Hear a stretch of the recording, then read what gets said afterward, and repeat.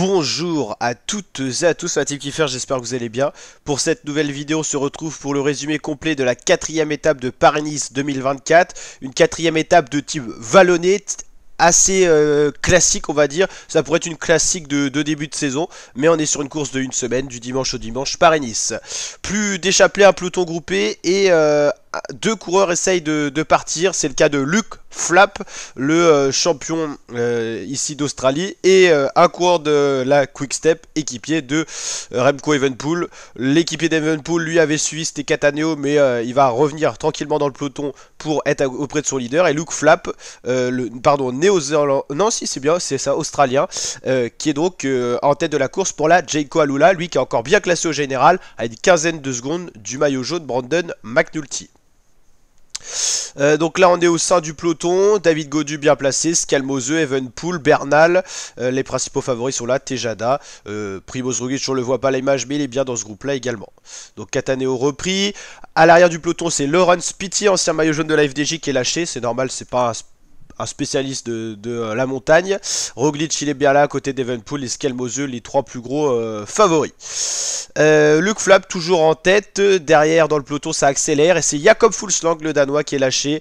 Vieillissant, Fuglsang il est de moins en moins performant et tranchant en montagne. L'interview de David Gaudu qui est bien au chaud, c'est une course qu'il aime, une course vraiment qui se vit au jour le jour pour cette étape là, c'est une classique, ça peut aller de partout et c'est ce qu'il aime, les courses agitées, David Gaudu. Mais David Gaudu malheureusement il va chuter. David Gaudu dans l'ascension, on va revoir un petit peu ce qui s'est passé. Il a certainement voulu enlever son impair et il est tombé au milieu de la route. David Gaudu est tombé donc dans cette ascension, attendu par Quentin Paché, le seul équipier qui lui restait dans le peloton. Il a perdu une vingtaine de secondes sur le peloton. Devant c'est Luke Flap qui se fait rattraper par Santiago Buitrago, le coureur de la Bahreïn, le Colombien, qui est sorti du peloton. À l'arrière du peloton, l'écrémage a lieu et David Gaudu remonte avec Quentin Paché qui fait un beau boulot. C'est Lutsenko qui est lâché à côté. Ça revient sur l'écrémage. Finn Fisher Black, qui est un des coureurs de la UAE qui était bien classé au général au départ de cette étape, lâché également le maillot blanc. Il n'a pas su suivre le rythme du peloton, le deuxième du général avant cette étape. Toujours à l'avant de la course, en tête de la course, Luke Flap avec Santiago Buitrago, les deux coureurs qui sont le duo de tête à 22 km de l'arrivée. On arrive quasiment au sommet de cette avant-dernière ascension. Voilà, donc le peloton également. 15 secondes au sommet et c'est la UAE qui a pris en charge le peloton, eux qui possèdent le maillot jaune. On retrouve toujours Evenepoel, Scalmose, Roglic, n'a pas beaucoup bougé dans le peloton et le duo de tête, Flap Buitrago. David Gaudu n'a pas réussi à revenir, il est assez loin. On va d'ailleurs avoir le temps qui s'affiche, plus de 40 secondes de déboire pour David Gaudu. Ça va être quasiment mission impossible pour rentrer, sachant que dans son groupe ça collabore pas beaucoup et c'est des coureurs lâchés, donc moins performants que ceux qui sont dans le peloton. David Gaudu semble résigné. Et le peloton à 19 secondes, il faut faire attention des deux hommes de tête qui se font bien la malle. Donc toujours la UAE qui roule avec un seul homme, c'est pour ça que les deux coureurs ne sont pas rattrapés. Souci mécanique pour Alexei Lutsenko, pas très grave sachant qu'il était déjà lâché dans le groupe de David Gaudu, mais ça fait un coureur de moins pour relayer, si relais il y a dans le groupe de David Gaudu. Et toujours la UAE qui roule à l'avant du peloton, une quinzaine de secondes d'écart entre le peloton et les deux hommes de tête, mais ça ne suffit pas pour rentrer. Le groupe David Gaudu en perdition, on sait à ce moment là de la course que David Gaudu ne rentrera pas sur le peloton, une minute c'est quasiment foutu. Flap Buitrago, ça avance, il profite que le peloton se soit un peu relevé. De bons relais sont mis par les deux coureurs, le mieux classé au général c'est Flap. La Ineos qui prend en charge le peloton, c'est l'équipe qui a l'effectif le plus nombreux au sein de ce peloton. Donc c'est normal qu'ils prennent les choses en main. Et toujours le duo tête à 36 secondes, 39 secondes, ça sent très beau pour les deux hommes de tête, lequel sera le plus costaud, tandis que Jevine, après un très beau travail dans le peloton, l'Australien est également distancé du peloton. La Ineos qui roule dans le peloton mais 40 secondes, ça semble désormais un peloton résigné pour revenir sur les deux hommes de tête ou alors il faudrait une très grosse attaque. Flap Buitrago, le duo bien parti pour aller se jouer la victoire d'étape et peut-être le maillot jaune.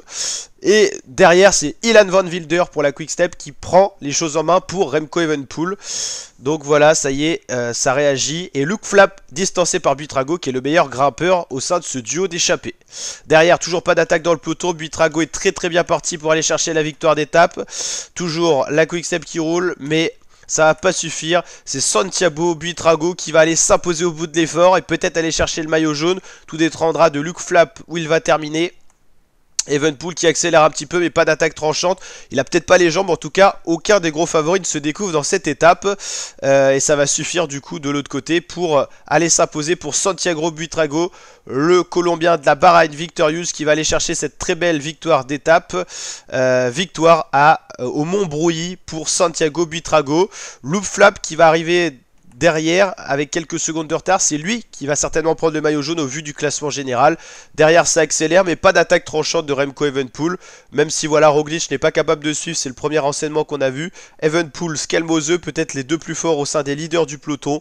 Skelmose va même prendre les modifications Evenepoel et le groupe Roglic ils arrivent à 4 avec notamment Egan Bernal je crois. On va aller voir tout ça en détail dans les classements. Yann Izagirre qui avait été lâché un peu plus tôt. Buitrago s'impose devant Flap et Skelmose. Evenepoel, Bernal. Félix Gall termine bien aussi. Primoz Roglic, Jorgensen, Terrada, McNulty. David Gaudu termine très loin derrière. Il va oublier le classement général.